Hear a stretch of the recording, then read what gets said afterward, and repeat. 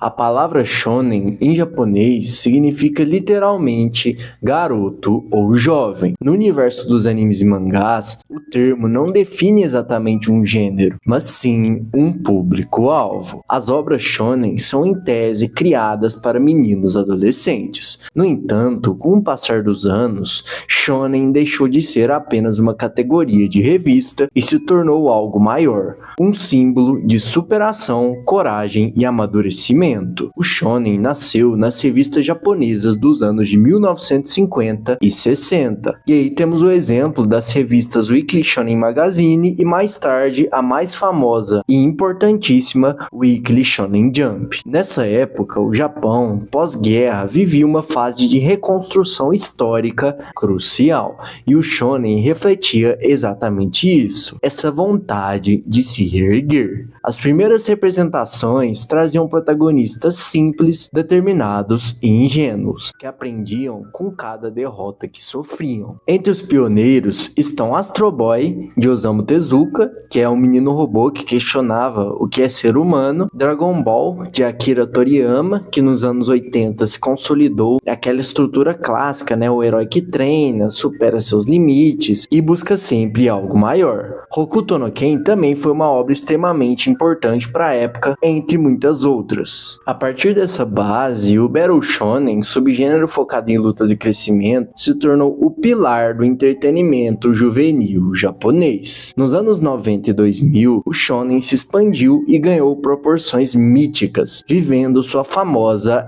Era Dourada. Foi a era em que o lema "nunca desistir" virou uma filosofia global. As obras dessa frase compartilhavam uma estrutura ritualística que define o shonen raiz. Entre elas, um protagonista com um sonho impossível, um rival que desafia e cresce junto com ele, um grupo de amigos que o apoia incondicionalmente, inimigos que representam seus medos ou falhas internas e vários outros atributos até virarem os famosos clichês. Alguns exemplos de clássicos dessa era incluem Naruto, One Piece, Bleach e Yu Yu Hakusho, entre outros. Nessa era, o shonen desenvolvia sua história com base em clichês bem utilizados, fundamentados nos pilares de amizade, esforço e vitória. E então, pessoal, nesse vídeo eu gostaria de falar justamente de um Battle Shonen raiz. E não é qualquer um, eu escolhi um exemplo deveras diferente, baseado numa obra que eu assisti faz pouco tempo. Eu tô falando de Shaman King.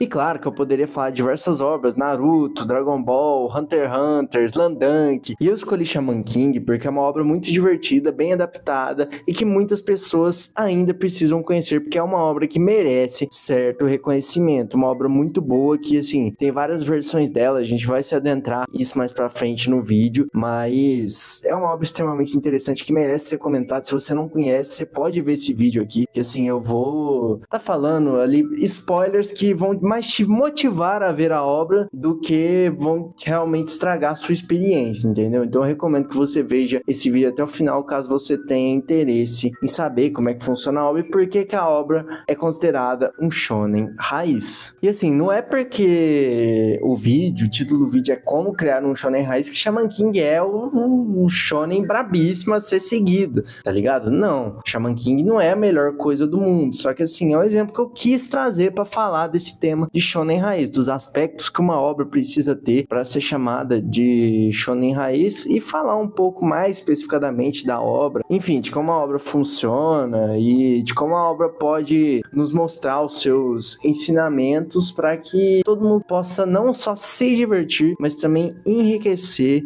com, assim, a simplicidade e a genialidade de Hiroyuki Takei. Então hoje eu vou estar aqui analisando Shaman King e já fica aí a recomendação para vocês. Assistam Shaman King. Só avisando novamente que esse vídeo vai ter alguns spoilers, mas spoilers que vão acabar mais motivando você a assistir do que estragando a sua experiência em si. Mas, de qualquer jeito, quem não quiser receber o mínimo spoiler, esteja avisado. Shaman King foi escrito pelo autor Hiroyuki Takei, que trabalhou juntamente com o genial Eiichiro Oda, né, os dois em sua juventude, como assistente de Nobuhiro Atsuki, o autor de Samurai X. A serialização de Shaman King começou em 1998, e acabou em 2004, sendo abruptamente cancelada e ficando sem um final na época, o que foi assim algo bem peculiar, parando no meio de uma trama entre o Yu, Hao e o torneio Xamã. A obra teve problemas por conta justamente da sua proposta, que era diferente do que a Shonen Jump realmente queria na época para os seus mangás, que eram personagens mais enérgicos e com batalhas e superação. Shaman King, apesar de ter também esses atributos, tinha um protagonista deveras diferente. Yo Asakura simbolizava aceitação, equilíbrio e paz interior, acreditando que a vida deveria ser leve até mesmo nas lutas. Por conta disso, Takei enfrentou pressões editoriais enormes, já que a Jump queria mais ação e mais impacto, mas ele queria desenvolver o lado espiritual da história, aprofundando a filosofia por trás do xamanismo e dos personagens. Essa tensão entre mercado, arte, velocidade e profundidade acabou minando o ritmo da produção. O próprio Takei chegou a explicar anos depois em entrevistas que o cancelamento veio por uma combinação de fatores, entre eles a queda de popularidade nas votações semanais, diferenças criativas com a editora e o próprio esgotamento pessoal do autor, que sentia que a história estava sendo distorcida pelo sistema da revista. Mas o tempo passou e Shaman King não morreu. Em 2008, ele conseguiu lançar o final da obra na edição chamada Shaman King Kanzenban. Nela, Takei pôde finalmente escrever o desfecho que ele queria, sem cortes e sem pressa. E esse novo final deu uma profundidade espiritual ao destino de Yo e Hao, mostrando que o verdadeiro conflito entre os personagens era, na verdade, um conflito interno. A conclusão que se pode tirar sobre o cancelamento da obra de Shaman King é que ele foi cancelado porque o mercado não estava preparado para o tipo de mensagem que o autor queria passar. Mas justamente por isso, Shaman King foi forte e sobreviveu, porque a obra não é um mangá sobre vencer, é um mangá sobre entender o mundo. E isso demora muito mais do que uma votação semanal ou as toques da Jump podem medir. Sobre o anime, quando o mangá começou a fazer sucesso, uma produção era inevitável. Então, em 2001, estreava o primeiro anime de Shaman King. À primeira vista, parecia tudo perfeito. A trilha sonora era boa, o design era bem fiel e o carisma do Yo, dos seus amigos e dos espíritos funcionava muito bem nas telas. Mas como o mangá foi cancelado, o anime teve que inventar o próprio final. Então aconteceu algo parecido com o que aconteceu com o Fullmetal Clássico. Com a diferença que o Fullmetal Clássico não foi cancelado, ele só não tinha finalizado ainda o anime. E esse final do Shaman King clássico, embora emocional, fugia muito da visão do Hiroyuki Takei. Mesmo assim, o anime conseguiu deixar suas marcas, principalmente no Brasil, onde passou na Fox Kids e na Rede Globo, com uma dublagem bem icônica para o pessoal da época. Quase 20 anos depois, algo surpreendente aconteceu. Com o tempo, o mangá ganhou o status de cult, o que significa que, embora ele não seja tão popular, ele tem uma fanbase altamente dedicada e apaixonada pela obra. Com isso, Hiroyuki Takei acabou recuperando os direitos da obra, podendo finalmente publicar sua versão definitiva de Shaman King com o verdadeiro final. E em 2021, no ápice disso, a Netflix e o estúdio Bridge lançaram um remake completo da obra, dessa vez adaptando fielmente toda a história, do início até o final real do mangá, tendo 52 episódios. Inclusive, na época, eu cheguei a acompanhar a obra no lançamento semanal, até mais ou menos o episódio 30 e pouco. Visualmente, o remake era mais moderno, com cores mais vibrantes e uma animação digital, mas o público ficou dividido novamente. Alguns elogiaram a fidelidade e a chance de ver o final verdadeiro animado pela primeira vez com uma ótima qualidade, enquanto outros acharam que o ritmo era rápido demais e que as censuras foram exageradas. Ainda assim, o remake conseguiu servir a um principal propósito: encerrar o ciclo. E é baseado na adaptação desse remake de 2021 que eu vou estar falando tudo aqui no vídeo, beleza? O mangá eu realmente não li por completo e a adaptação de 2001 também eu vi pouca coisa, né? Então a de 2021 eu tava acompanhando na época, cheguei a ver 30 e poucos capítulos, depois parei e agora atualmente comecei Shaman King do zero e fui até o final. Então é baseado nessa adaptação de 2021 que eu vou estar comentando tudo aqui e recomendando e fazendo uma análise, críticas e elogios nesse vídeo aqui. Agora vamos falar um pouquinho da história e do world building de Shaman King. O mundo de Shaman King é um mundo onde espíritos e humanos coexistem, mas quase ninguém percebe. Nesse mundo existe um grupo de pessoas com capacidades especiais de se comunicar e utilizar as habilidades desses espíritos. Esses são os xamãs. Entre eles existe um sonho compartilhado, tornar-se o Rei Xamã, o que reflete no nome da obra, Shaman King. O Rei Xamã é aquele que une o mundo dos vivos e dos espíritos sob uma única vontade. Tudo começa há muitos anos durante uma noite que o destino do mundo espiritual e humano se cruzou. Em uma pequena vila de xamãs no interior do Japão, uma mulher do clã Asakura, uma linhagem antiga de xamãs, dá à luz a gêmeos, mas algo estranho acontece. Um dos bebês nasce cercado por uma energia espiritual tão densa que assusta até os mais experientes anciãos. Dizem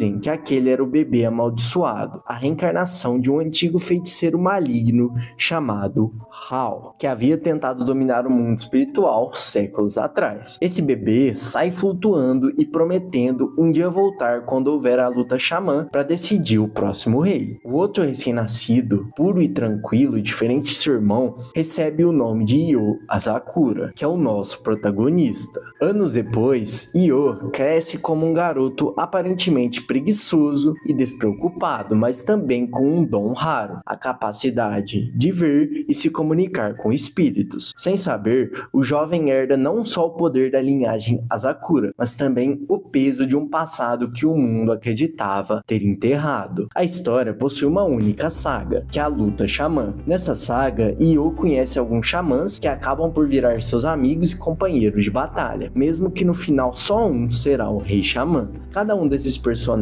têm grandes momentos de desenvolvimento bem colocados, e eles crescem bastante, tanto como personagens dessa trama, quanto também em nível de poder. Falando mais do Io, ele é um protagonista genial na minha opinião, porque ele foge do comum, ele não quer ser o mais forte, ele não quer vencer a qualquer custo, e não busca reconhecimento nem poder. Ele é calmo, tranquilo e até preguiçoso, o tipo de pessoa que prefere evitar conflitos sempre que pode, mas essa personalidade simples esconde algo muito mais profundo. Io acredita que a verdadeira força não está em vencer os outros, mas em entender as pessoas. Ele luta não para destruir os seus inimigos, mas para criar conexões. E um dos melhores momentos que a gente pode ver no modo que o Io enxerga o mundo é na luta dele contra os X-Laws na praia. Os X-Laws eram um grupo de guerreiros fanáticos liderados pela donzela Jane, que acreditavam que o mal deveria ser eliminado a qualquer custo. Para eles não existia meio termo. Quem estivesse do lado do Hao era inimigo mesmo que tivesse boas intenções. Io, por outro lado, acreditava que ninguém era totalmente bom ou mal e que as pessoas precisavam ser compreendidas e não destruídas. O que acontece nesse momento da história que tem essa batalha na praia é que o Io, ele quer retomar o seu direito de voltar à luta xamã, porque ele fez um trato com os X-Laws anteriormente, já que o Ren tinha sido morto e o Io queria que ele fosse revivido. Então ele fez um trato com os X-Laws que o Ren seria revivido e em troca ele sairia da luta xamã, porque isso faz parte dos interesses dos X-Laws, afinal eles descobriram que o Io é irmão do Hao e consequentemente seria mais dor de cabeça para eles. Independente disso, o Io sabe que o destino dele é continuar no torneio, então ele foi pra praia no navio que é base dos X-Laws para tentar conversar com eles e convencê-los para que ele volte, e ao mesmo tempo ele tem um outro objetivo, que é despertar o seu amigo Lizerg, que entrou recentemente nos X-Laws e que acabou se mergulhando na ideologia do grupo de fazer atrocidades em prol do seu objetivo. Então, o Io ele não vai com a intenção de batalha, ele vai com a intenção de conversar, de mudar tudo no diálogo. Mas o grupo, principalmente Marco, praticamente o líder, vê isso como uma provocação. Marco acredita que Io é fraco, ingênuo e que sua compaixão é uma ameaça à justiça. Então, ele o desafia. Io aceita, mas não porque quer vencer, mas porque precisa provar um ponto. Enquanto Marco usa os arcanjos de todos os membros para atacar brutalmente, o Io permanece calmo, se defende e desvia de tudo, tentando mostrar que lutar sem ódio é realmente possível. Ele não se deixa levar pela raiva, ele insiste em conversar, dizendo que a crença cega dos X-Laws só os afasta do que realmente importa, a compaixão. E essa atitude, mais do porque qualquer golpe que o Io dê abala muito mais o Marco. E pela primeira vez, ele hesita e percebe que o Io não tá tentando vencê-lo, e sim entendê-lo, mesmo depois de trocar vários golpes. Depois disso chega o Luquist,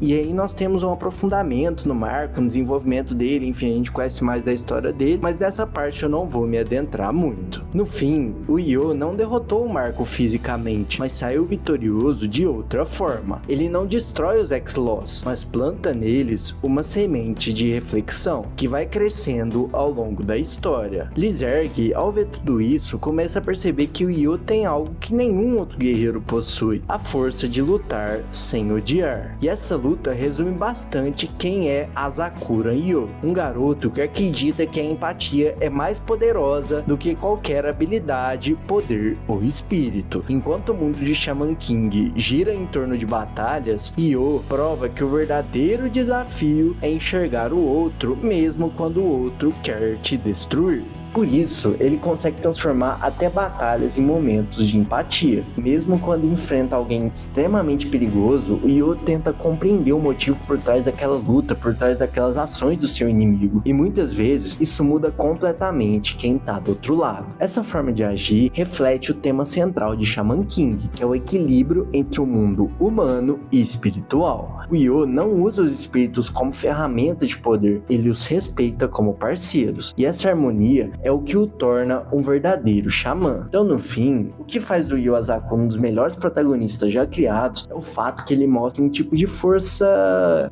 rara, vamos dizer assim. A força de ser gentil em um mundo que valoriza apenas o poder. Sua personalidade e temperamento são diferentes do comum. Ele é um cara mais calminho, mais good vibes e tudo mais, e isso acaba sendo meio exótico para quem tá acostumado com o shonen padrão. Mas depois que você entende o personagem, dá pra perceber o quanto ele é extremamente carismático e cativante à sua própria forma. Mas aí vem você, né, que tá assistindo o vídeo e me pergunta: pô, mas você não tá falando aí que o Io é um protagonista diferente do comum e tudo mais? Como é que isso aí pode ser um shonen raiz? Você aí não deixa ele diferente de um shonen raiz, desse tipo de shonen que você tá querendo aí tratar nesse vídeo? E cara, de certa forma, nesse ponto sim, mas se a gente for parar pra ver, na verdade o que eu vou relacionar com a questão do shonen raiz vem logo depois, porque Shaman King, apesar de ter o Io, que é um ponto fora da curva na obra e tudo mais, esse protagonista diferente do protagonista comum, além disso, Shaman King tem clichês muito bem utilizados e que eles trazem aquele sentimento, aquela sensação quando você tá assistindo, de realmente tá assistindo um shonen dos anos 90, do começo dos anos 2000 e tudo mais, aquela vibe, mesmo falando da adaptação de 2021. É claro que se você ver a adaptação de 2001, até a parte que é canônica, realmente você vai ter muito mais essa vibe, mas assim, só pela história, por como os personagens funcionam, como as lutas funcionam, como a história progride, dá pra ver, dá pra você ter essa sensação de que é um shonen muito raiz. E é isso que a gente vai tá aí comentando nos próximos tópicos. Então, para que nós possamos entender essa essência, nós vamos discutir alguns pilares da obra. Todo shonen raiz nasce de um sonho simples, quase ingênuo, como o do Luffy de ser dos piratas, do Naruto de ser Hokage, entre outros.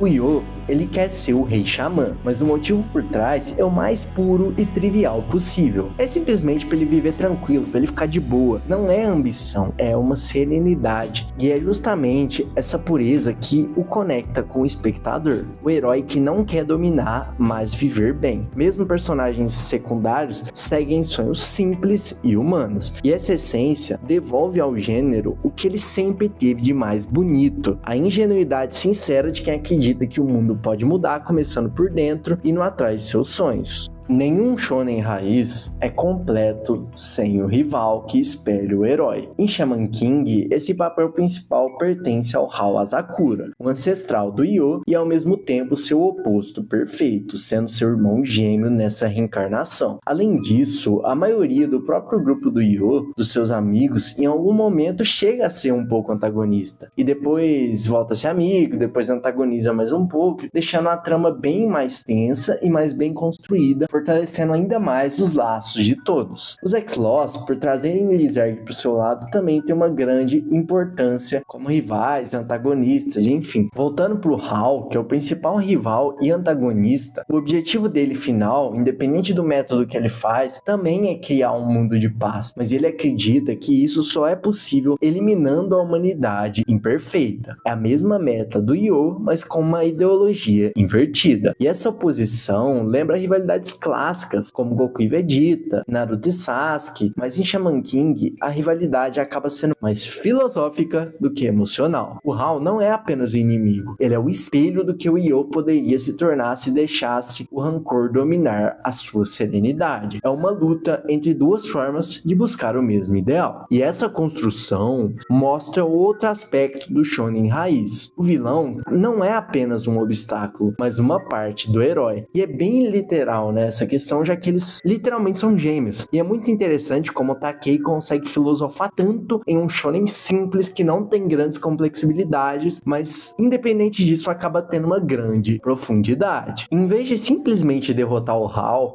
Yo tenta compreendê-lo, mesmo após ele cometer várias atrocidades. Porque o verdadeiro conflito não é entre o bem e o mal, ou entre Yo e Hal, ou entre o grupo do Yo e X-Laws, mas é entre a raiva e a empatia. E é por isso que Shaman King é um shonen raiz exemplar, porque ele entende que a rivalidade não serve apenas para gerar essa tensão, mas para revelar as contradições que o coração humano guarda. O grupo do Yo é, querendo ou não, outro pilar da obra, né? Simplesmente a sua espinha dorsal. Mas diferentemente de outros shonens, onde os companheiros funcionam apenas como suporte, em Shaman King cada um tem uma narrativa espiritual própria. Ren, Joko, Horohoro, Fausto, Lizerg, Ana, entre outros, todos carregam feridas do passado. A união entre eles não é forçada por juramentos ou promessas, mas é construída através de uma convivência e do respeito. E é tão legal ver os momentos de descanso e descontração deles, que acaba sendo uma terapia dentro da obra. Shaman King realmente é um exemplo a ser seguido na criação de um grupo de protagonistas que se desenvolve e se aprimora conforme o tempo passa. Um traço essencial de um shonen raiz é a amizade como base moral, e não apenas emocional, se constituindo na ideia de que o herói não cresce sozinho, mas ele se constrói junto dos outros. A obra mostra um poder da amizade muito bem desenvolvido, que não está na força do grito coletivo, mas na compreensão mútua de que todos carregam dores e que crescer é aprender a dividi-las. Falando agora de outro pilar, em qualquer shonen de batalha, o combate é o ponto da virada narrativa, o momento em que os valores e crenças dos personagens são realmente testados. E em Shaman King, as lutas têm um papel duplo, resolver os conflitos externos e ao mesmo tempo internos dos personagens. Diferente de séries como Bleach ou Boku no Hero, onde o foco acaba sendo o crescimento do poder, Shaman King coloca o desenvolvimento psicológico como condição, consequentemente, para a evolução física. O sistema de luta é um reflexo da maturidade do personagem. Esse tipo de estrutura é uma das marcas mais puras de um shonen. O poder não é um fim, mas um resultado. Os combates não são o ponto mais forte da obra, em questão de coreografia ou complexibilidade, realmente deixa muito a desejar. Resumindo bastante, são só habilidades que evoluem constantemente e vão sendo jogadas nos adversários, e é isso. Mas mesmo tendo esse certo calcanhar de Aquiles para a história, elas têm imensa importância, interligando pontos e fazendo com que os personagens evoluam de todos os jeitos possíveis, principalmente na parte moral. Ao observar a estrutura da obra, fica claro que Shaman King mantém todos os elementos clássicos de um shonen raiz. Entre eles, um protagonista com objetivo claro, uma rivalidade bem ideológica, um grupo diverso e funcional de personagens entre amigos ou antagonistas e um sistema de batalhas que não só mostra uma porradaria ou uma jogação de poder, que apesar desse ser o calcanhar de Aquiles da obra, essas batalhas refletem o crescimento interior. anterior. E o diferencial de Shaman King está simplesmente na forma da sua execução. A obra não depende do escalonamento de poder ou de arcos cada vez mais complexos. Ela se mantém coerente com uma progressão narrativa centrada na construção de uma coisa muito importante, de significado. E todos esses atributos da obra são apresentados dentro de uma estrutura clássica, com um grande torneio, vários treinamentos, vários rivais e um final simplesmente decisivo. E tudo isso sempre com uma abordagem emocional, espiritual e filosófica. Por isso, Shaman King é um dos exemplos mais sólidos de como aplicar os princípios de um shonen raiz. Ele não ignora as bases do gênero, ele as respeita aplicando a sua própria essência. Shaman King 2021, a adaptação em específico, tem muitos pontos a serem discutidos. Entre eles, algumas censuras de sangue em cor diferente e a correria na reta final ficando meio rushado e perdendo um pouco a coerência adaptativa do anime, além de ter alguns recursos usados pelo autor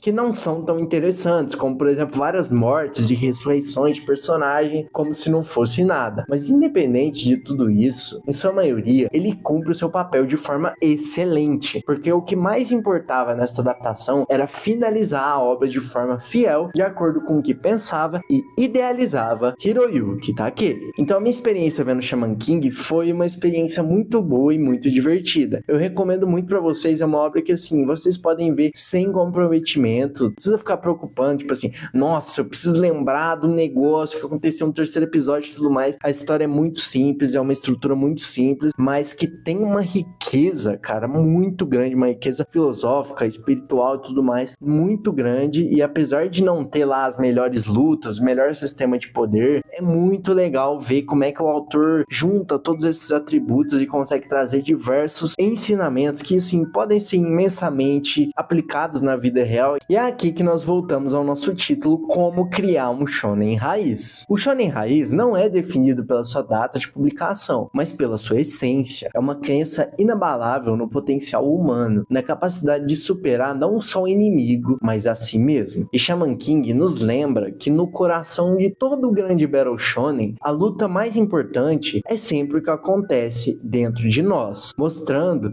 que a obra tem um grande valor atemporal e filosófico, seja no anime antigo, no anime de 2021 ou no mangá. Independente de qualquer um deles, possui valor inestimável.